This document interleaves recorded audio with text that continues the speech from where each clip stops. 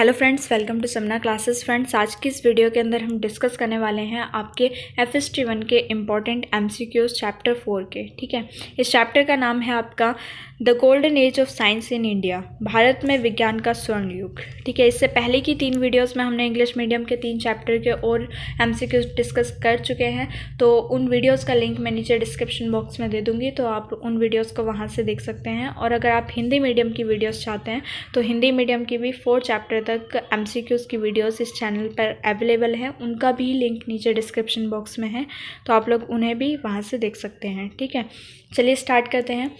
सबसे पहला क्वेश्चन है आपका यहाँ पे, the great Mauryan emperor Ashoka empire spread. Maurya सम्राट अशोक का साम्राज्य कहाँ तक फैला था? आंसर है इसका, his empire extended across the whole of northern India and well into the southern state of present day Karnataka. ठीक है, उनका साम्राज्य पूरे उत्तर भारत से लेकर दक्षिण में आज के कर्नाटक राज्य तक फैला हुआ था। अगला क्वेश्चन है आपका यहाँ पे क्वेश्चन नंबर 2 और क्वेश्चन नंबर 2 पे पूछा गया है आपसे, विच वर 2 टाइप्स ऑफ एग्रीकल्चरल लैंड। कृषि भूमि के 2 प्रकार कौन से हैं, ये आपको यहाँ पे बताना है। तो ये इसके 2 प्रकार दे रखे हैं। The first type which yielded taxes for the state, पहली वह जिससे राज्य को कर प्राप्त होता था। The second type called Sita land. ठीक है, और दूसरे किस्म की भूमि को सीता भूमि कहते थे। क्वेश्चन नंबर 3 है आपका यहाँ पे, व्हाट इज सीता लैंड। सीता भूमि किसे कहते हैं? तो सीता भूमि की यहाँ पे डेफिनेशन दे रखी है, this land came under crown supervision and was cultivated by settlement units of 100 to 500 शूद्र। ठीक है, इसकी जुताई बुआई आदि बस्तियों में बसाए गए 100 से 500 शूद्रों द्वारा कराई जाती थी। ये सीधे राज्य की देखरेख में आती थी। क्वेश्चन नंबर 4 है आपका यहाँ पे, state 5 settlements reflect the socio economy needs of the rising Mauryan empire that led to the technical developments of those time. Maurya साम्राज्य की सामाजिक एवं आर्थिक आवश्यकताओं को दर्शाने वाले 5 कथन बताइए जिनके फलस्वरूप तत्कालीन तकनीकी विकास संभव हुआ। तो यहाँ पे 5 पॉइंट्स दे रखे हैं और इन 5 पॉइंट्स को आपको अच्छी तरीके से लर्न करना है, लेकिन एग्जाम में आपको 5 ऑप्शन कभी नहीं मिलेंगे, सिर्फ 4 ऑप्शन मिलेंगे। 4 में से भी इनमें से अगर देंगे तो वो आपको 1 या 2 या ज़्यादा से ज़्यादा आपको 3 ऑप्शंस देंगे। ठीक है, लेकिन वो 3 कोई से भी हो सकते हैं। तो आपको ये 5 पॉइंट्स अच्छे तरीके से लर्न करने हैं। पहला है आपका यहाँ पे, large scale एक्वाइजिशन and maintenance of land. ठीक है, बड़े पैमाने पर भूमि का अधिग्रहण एवं उसकी सुरक्षा। सेकंड नंबर पे है आपका, emergence of a centralised state power, केंद्रीकृत राजकीय शक्ति का उदय। थर्ड नंबर पे है आपका, maintenance of a large well trained army, बड़ी एवं प्रशिक्षित सेना का रख रखाव। फोर्थ नंबर पे है, trade within the empire and with foreign lands, साम्राज्य के भीतर तथा विदेशों के साथ व्यापार। एंड फिफ्थ नंबर पे है, emergence of an ideological and religious super structures, वैचारिक तथा धार्मिक अधिरचना का उदय। ठीक है, तो ये 5 इंपॉर्टेंट पॉइंट्स हैं, इनको आपको अच्छे तरीके से लर्न करना है। ठीक है, क्वेश्चन नंबर 5 देख लेते हैं। क्वेश्चन नंबर 5 पे है आपका, when Ashoka reign was followed by a fragmentation of the empire into small kingdoms torn by bitter rivalry, the next major empire to emerge was that. Ashok के बाद मौर्य साम्राज्य जब छोटे छोटे राज्यों में बंट गया जिनमें आपस में कटु प्रतिस्पर्धा थी, उनके बाद किस साम्राज्य का उदय हुआ? तो इस क्वेश्चन का आंसर होगा आपका कुषाण। ठीक है, कुषाण वंश इसको हिंदी में बोला जाता है। क्वेश्चन नंबर 6 देख लेते हैं। क्वेश्चन नंबर 6 पे है आपका, द गुप्ता एम्पायर एक्सटेंडेड। ठीक है, गुप्त साम्राज्य कहाँ तक फैला था?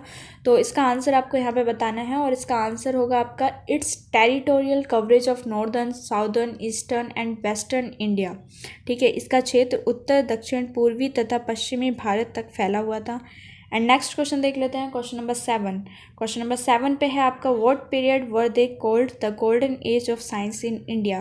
भारतीय विज्ञान का स्वर्ण युग किस काल को कहते हैं? तो भारतीय विज्ञान का जो स्वर्ण युग बोला जाता है वो गुप्त काल को बोला जाता है, तो इसका आंसर होगा आपका गुप्ता पीरियड। ठीक है, क्वेश्चन नंबर 8 देख लेते हैं। क्वेश्चन नंबर 8 पे है आपका यहाँ पे, व्हेन अलजेब्रा अपीयर्ड, बीजगणित का उदय कब हुआ? तो आंसर है इसका, at the time of Brahmagupta about 598 AD, Brahmagupta के समय पर लगभग 598 ईस्वी में।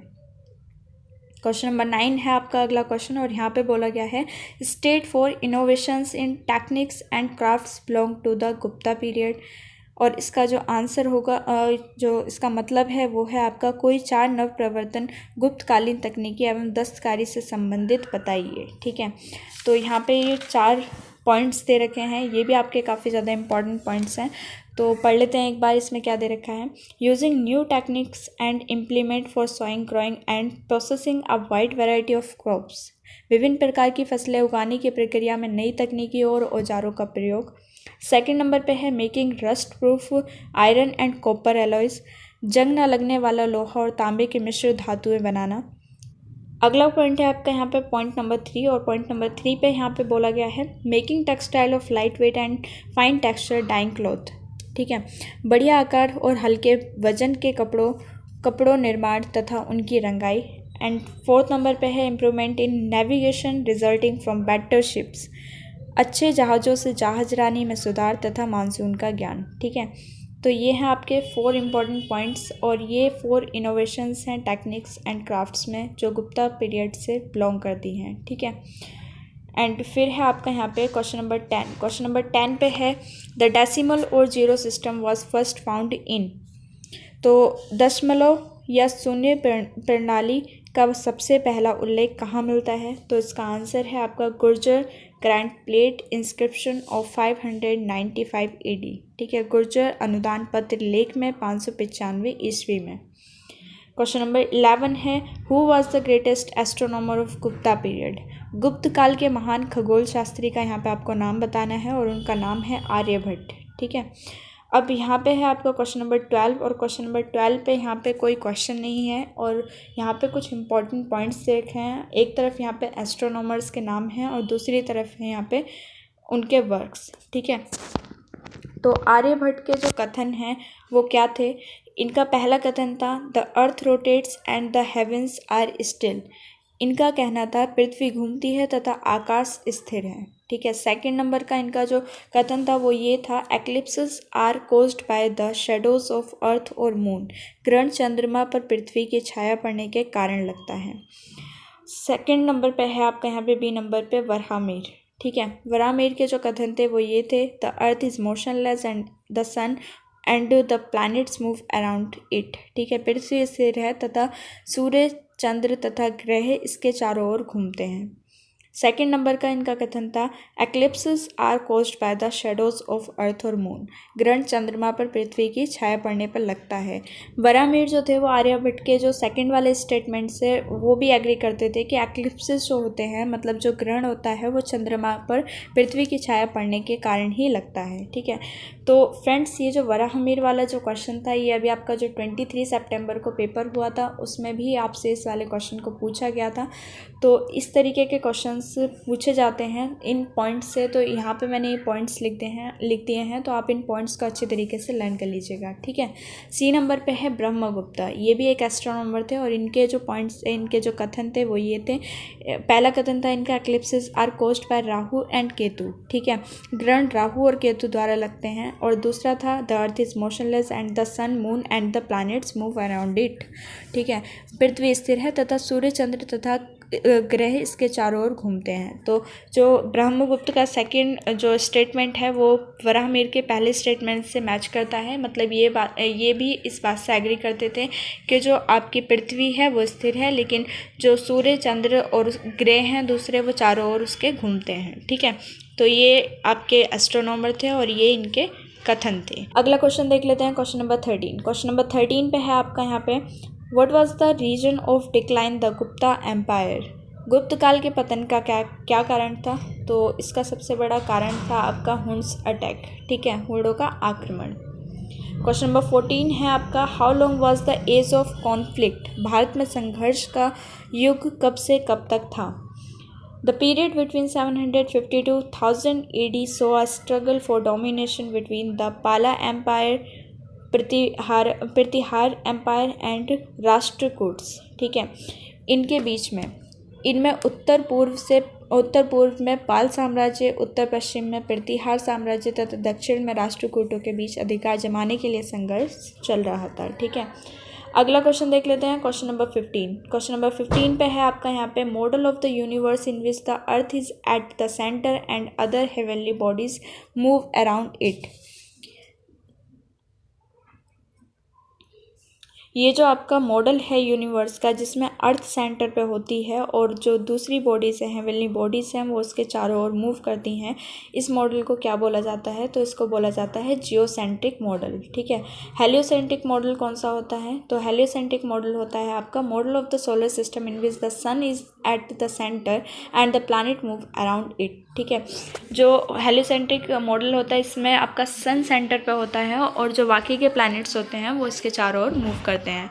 तो फ्रेंड्स, ये थे आपके 16 मोस्ट इंपॉर्टेंट MCQs आपके चैप्टर 4 से, और इन क्वेश्चंस की आपको अच्छे तरीके से प्रैक्टिस करनी है अपने एग्ज़ाम के लिए। ये काफ़ी ज़्यादा इंपॉर्टेंट पॉइंट्स हैं आपके चैप्टर 4 के, इसलिए मैंने यहाँ पे आपको इन्हें MCQs के तरह बनाकर दिखाए हैं, तो आप लोग इन्हें अच्छे तरीके से लर्न कर लीजिएगा। ठीक है।